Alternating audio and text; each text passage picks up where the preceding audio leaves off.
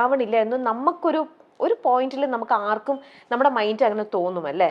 അങ്ങനെ അഞ്ജുവിന് തോന്നിയിട്ട് അഞ്ജു തന്നെയാണോ ഇനി ഇത് വേണ്ട എന്നും പറഞ്ഞ് അത് ബ്രേക്കപ്പ് ചെയ്ത് പോണ ആണോ? എക്സാക്ട്ലി.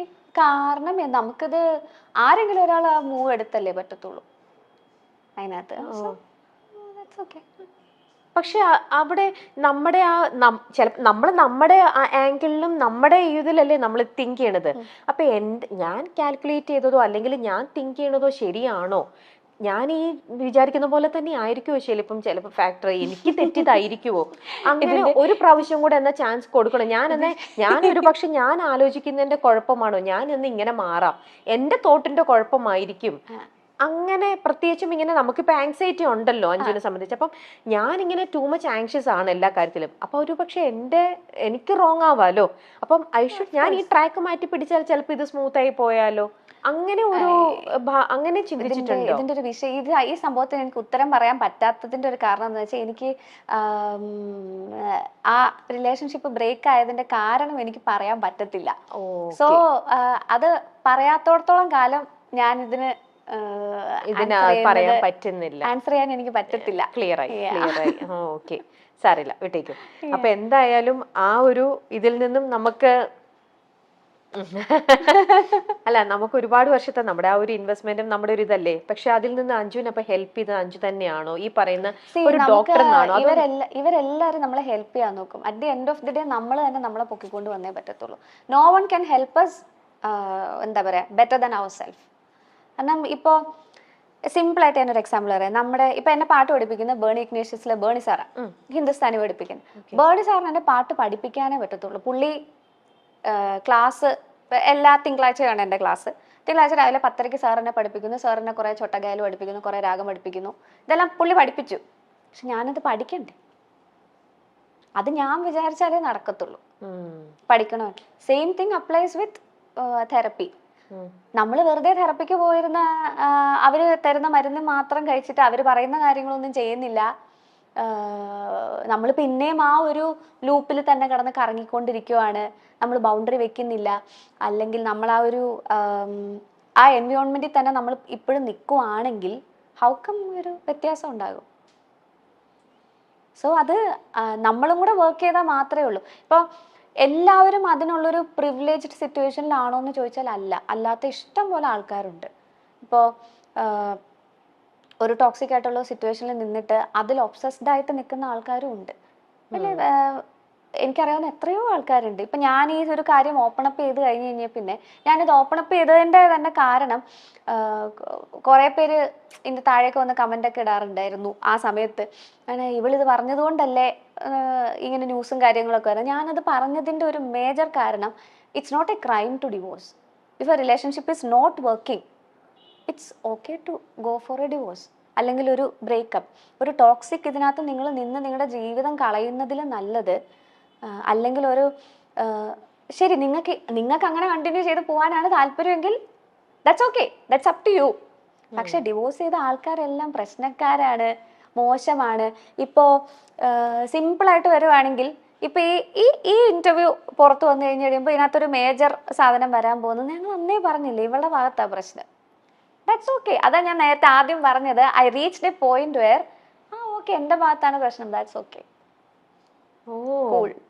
അപ്പൊ ഇപ്പം നമ്മുടെ ഈ പ്രോഗ്രാം കണ്ടുകൊണ്ടിരിക്കുന്ന ആരെങ്കിലും ഒക്കെ ഉണ്ടെങ്കിൽ ഇതേപോലത്തെ സിറ്റുവേഷൻ മറ്റുള്ളവർക്കും ഉണ്ടല്ലോ. ഇതിപ്പോ ആർക്കും വളരെ കോമൺ ആയിട്ടുള്ള ഒരു സെയിം റൂട്ടിലൂടെയാണ് അഞ്ജുവിന്റെയും പോണത്. അപ്പൊ അവർക്കും കൂടെ എന്തെങ്കിലും ഒരു തരത്തിൽ ഇപ്പൊ അഞ്ജു ഇത്രയും ഒരു ക്ലിനിക്കലി സപ്പോർട്ടും കൂടെ കിട്ടി, അതിൽ കുറച്ചിപ്പം സക്സസ്ഫുൾ ആയി നിൽക്കുന്ന ഒരാളെന്നുള്ളതിൽ അഞ്ജുവിന് അത് ചിലപ്പോൾ അഡ്വൈസ് ചെയ്യാൻ പറ്റും അവർക്കാണെങ്കിൽ പോലും.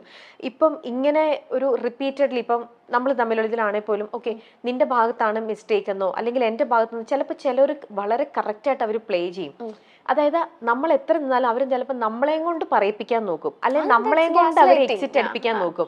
ഓക്കെ ഇതാണ് ചിലരുടെ വളരെ ഭയങ്കര ഒരു ചിലരുടെ ബ്രില്യൻ പ്ലേ ആണ്. ഗ്യാസ് ലൈറ്റിംഗ് ആണ് അല്ലേ? ആ ടേമിന്റെ പേരാണ് ഗ്യാസ് ലൈറ്റിംഗ്. ആണല്ലേ? ടേം നെയിമും പഠിച്ചു കഴിഞ്ഞു, പഠിച്ചുകൊണ്ടിരിക്കുന്നു. അപ്പൊ അതിനവിടെ അതായത് മറ്റുള്ളവർ നമ്മളെ ബ്ലെയിം ചെയ്യാണ്. ആ സെക്കൻഡ് പേഴ്സൺ നമ്മളെ ബ്ലെയിം ചെയ്തിട്ട് നിന്റെ മിസ്റ്റേക്ക് കൊണ്ടാണ് ഞാനിപ്പോ ഇങ്ങനെ ആയത്, അല്ലെങ്കിൽ നീയാണ് ഇതിനെ പറഞ്ഞിട്ട് ഇങ്ങനെ റിപ്പീറ്റഡ്ലി നമ്മളെ ബ്ലെയിം ചെയ്യാണ്. അങ്ങനെ അതിന് ബ്ലെയിം ഷിഫ്റ്റിംഗ് എന്ന് പറയുമല്ലോ. അപ്പൊ അങ്ങനെ നമ്മളെ ബ്ലെയിം ഷിഫ്റ്റ് ചെയ്ത് ഓക്കെ നമ്മളെയും കൊണ്ട് അവർ ഫൈനലി പറയിപ്പിക്കുകയാണ്. ഓക്കെ ഫൈൻ, നമുക്ക് ഇതിവിടെ നിർത്താം, എല്ലാം നമുക്ക് ഇത് ചെയ്യാം, ഞാൻ എക്സിറ്റ് ചെയ്യാണ് എന്ന് അവര് നമ്മളെയും കൊണ്ട് പറയിപ്പിക്കും അല്ലേ? അതിൽ ഞാൻ കണ്ടിട്ട് ഇത് അത്ര ഇമ്പോർട്ടന്റ് ആയിട്ടുള്ള ഒരു കാര്യമല്ല. കാരണം ആര് ഇത് പറഞ്ഞാലും ഇതിന്ന് രക്ഷപ്പെട്ടാ പോരെ. എന്തിനാ ഇങ്ങനെ ചിന്തിക്കുന്നത്? ഇപ്പൊ അവര് നമ്മളെ കൊണ്ട് പറയിപ്പിച്ചാലും നമ്മൾ അവരെ കൊണ്ട് പറയിപ്പിച്ചു. ഇപ്പൊ ആര് എന്താ ബ്രേക്കപ്പ് പറഞ്ഞാലും അതൊരു ടോക്സിക് റിലേഷൻഷിപ്പ് ആണെങ്കിൽ ആര് ബ്രേക്കപ്പ് പറഞ്ഞാലും അവര് നമ്മളെ കൊണ്ട് പറയിപ്പിച്ചതാണെങ്കിൽ പോലും ദാറ്റ്സ് ഗുഡ്, റൈറ്റ്? അങ്ങനെ എടുത്താ പോരെ. പക്ഷെ അങ്ങനെ അതങ്ങനെ ഇത് ഇപ്പം നമ്മൾ തമ്മിലുള്ള ഫ്രണ്ട്ഷിപ്പിനിടയിലും ഞാൻ പെട്ടെന്ന് അങ്ങ് ഓക്കെ കല്ലിവലി നമുക്കെന്നാ പിരിയാന്ന് പറഞ്ഞ് ഒരു നേരത്തെ എന്റെ ഒരു ദേഷ്യത്തിൽ ചുണ്ടി എടുത്തിട്ട് ഞാൻ ഇറങ്ങിപ്പോയി കഴിഞ്ഞാൽ പിന്നീട് നമ്മൾ ലൈഫിൽ നമുക്ക് ദൈവം മറവി തന്നിട്ടുണ്ടല്ലോ. അപ്പൊ നമ്മൾ അതിൽ പിന്നീട് അയ്യോ ഞാൻ അവിടെ ഇങ്ങനെ ചെയ്തിരുന്നെങ്കിൽ എനിക്ക് അവരുമായിട്ടുള്ള റിലേഷൻ കണ്ടിന്യൂ ചെയ്യാമായിരുന്നു, ഞാൻ അവിടെ ഒന്നും റിഗ്രറ്റ് ചെയ്ത്, അങ്ങനെ നമുക്ക് ചിലപ്പോൾ ഒരു റിഗ്രറ്റ് തോന്നാം ലൈഫിൽ അല്ലേ? നമ്മള് മേ ബി മൾട്ടിപ്പിൾ ചാൻസസ് കൊടുത്തിട്ടല്ലേ നമ്മള് ഇതിനകത്തുനിന്ന്. എന്നെയൊക്കെ സംബന്ധിച്ച് ഞാനൊക്കെ ഇപ്പോൾ ഒരു ഫ്രണ്ട്ഷിപ്പ് കട്ട് ഓഫ് ചെയ്യുന്നതാണെങ്കിലും അല്ലെങ്കിൽ ഒരു റിലേഷൻഷിപ്പ് കട്ട് ഓഫ് ചെയ്യുന്നതാണെങ്കിലും ഞാൻ ഇഷ്ടംപോലെ ചാൻസ് കൊടുക്കും ആൾക്കാർക്ക്, ഇഷ്ടംപോലെ ചാൻസ് കൊടുക്കും. ചാൻസ് കൊടുത്തിട്ട് പറ്റുന്നില്ല എന്ന് കണ്ടാൽ മാത്രമേ ഉള്ളൂ ഇത്. അതിനകത്തും I don't stop loving them or I don't stop caring about them. നാളെ അവർക്കൊരു ബുദ്ധിമുട്ടുണ്ടായാൽ ഞാൻ ചെല്ലത്തില്ല എന്നല്ല, ഞാൻ ചെല്ലും. പക്ഷെ എന്നെ ഹേർട്ട് ചെയ്യാനുള്ള സാധനം ഞാൻ സമ്മതിക്കത്തില്ല, അത് ഞാൻ വരയ്ക്കും. മേ ബി അതിനെ വേണമെങ്കിൽ സെൽഫിഷ്നെസ് എന്ന് വിളിക്കാം, ദാറ്റ്സ് ഓക്കെ. അന്ന് എനിക്ക് വരയ്ക്കേണ്ട ബോർഡർ ഞാൻ വരയ്ക്കും. അതായത് ഓൾറെഡി നമ്മളെ ഒരുപാട് ഹേർട്ട് ചെയ്തിട്ടുണ്ട്, നമ്മളെ ഒരുപാട് വേദനിപ്പിച്ചിട്ടുണ്ട്. ഇനിയും അവർക്ക് എന്തെങ്കിലും ഒരു ആവശ്യം വന്നാലും നമുക്ക് അവരെ ഇഷ്ടമായതുകൊണ്ട് നമ്മൾ അവിടെ ചെയ്തു ചിലപ്പോൾ ചെയ്യായിരിക്കും. ഇപ്പൊ അവർക്കൊരു സപ്പോസ് ഒരു ആക്സിഡന്റ് ഉണ്ടായി, അവരുടെ എമർജൻസി കോണ്ടാക്ട് ആണെന്നിരിക്കട്ടെ, മാറ്റിയിട്ടില്ല, കോള് വന്നു, അത് വളരെ മാനുഷികമായിട്ടുള്ള ഒരു കാര്യമാണ്. ജസ്റ്റ് ബീങ് കൈൻഡ്, അത്രേ ഉള്ളൂ. ദാറ്റ് ഡസന്റ് മീൻ നാളെ അവർക്ക് പിന്നെയും എന്റെ തലയിൽ കയറി ഇരുന്ന് നിരങ്ങാനുള്ള ചാൻസ് ഞാൻ കൊടുക്കും എന്നുള്ളത് അല്ല. ഞാന് ഈ നമുക്ക് ജസ്റ്റ് ഫൊർഗീവ് പീപ്പിൾ എളുപ്പമുള്ള കാര്യമൊന്നുമല്ല. ക്ഷമിക്കാം, പക്ഷെ മറക്കേണ്ട ആവശ്യമില്ല. എന്താ അവര് ചെയ്തതെന്നുള്ളത് നമ്മൾ മറക്കേണ്ട ആവശ്യമില്ലല്ലോ. അതൊന്ന് ഓർത്ത് വെച്ചാൽ മതി. അപ്പൊ ഒരു തയ്യകലത്തിൽ നിർത്തിയാൽ മതി. അത് എവിടെ നിർത്തണം, അവരെവിടെ നിൽക്കണം, നമ്മളെവിടെ നിൽക്കണം എന്നുള്ള ആ ബോർഡർ വരയ്ക്കുന്നത് നമ്മളായാൽ കാര്യങ്ങൾ കുറച്ചും കൂടെ എളുപ്പമായിരിക്കും. ഇതൊന്നും ചിലപ്പോ കേൾക്കുന്ന ആൾക്കാർക്കും മനസ്സിലാവുന്നുണ്ടാകത്തില്ല. എനിക്ക് കറക്റ്റ് ആയിട്ട് മനസ്സിലാവുന്നുണ്ട്, ആർക്കും മനസ്സിലാവുന്നുണ്ട് അഞ്ജു, വളരെ ക്ലിയർ ആയിട്ട് തന്നെ. കാരണം നമുക്ക് ആർക്കാണെങ്കിലും നമുക്കിത് റിലേറ്റ് ചെയ്യാൻ പറ്റുന്ന ഒരു കാര്യം തന്നെയാണ് അഞ്ജു പറയണത്. ഇറ്റ്സ് നത്തിങ് അങ്ങനെ ഒരു ഇതൊന്നും അല്ല. നമ്മുടെ സൊസൈറ്റിയിലും അല്ലെ നമ്മുടെ ഇടയിലും ഇത് ഒരിക്കലും ഒരു എളുപ്പമുള്ള പ്രോസസ്സാണെന്ന് ഞാൻ പറയത്തേ ഇല്ല. ഇത് വളരെ ബുദ്ധിമുട്ടുള്ള, ഒരുപാട് ശ്രമം കൊണ്ട് നമ്മള് പല തവണയും തോറ്റ് റോക്ക് ബോട്ടം, ഞാൻ എത്ര തവണ റോക്ക് ബോട്ടം ഹിറ്റ് ചെയ്തിട്ടുണ്ടെന്ന് എനിക്ക് തന്നെ അറിയത്തില്ല. റോക്ക് ബോട്ടം ഹിറ്റ് ചെയ്ത് കഴിഞ്ഞ് കഴിയുമ്പോൾ thankfully I have people around me who are really supportive എന്നല്ല ഞാൻ പറയേണ്ടത്, who understand what I am going through എന്നുള്ളത് മനസ്സിലാക്കാൻ കഴിവുള്ള കൂട്ടുകാരുണ്ട്.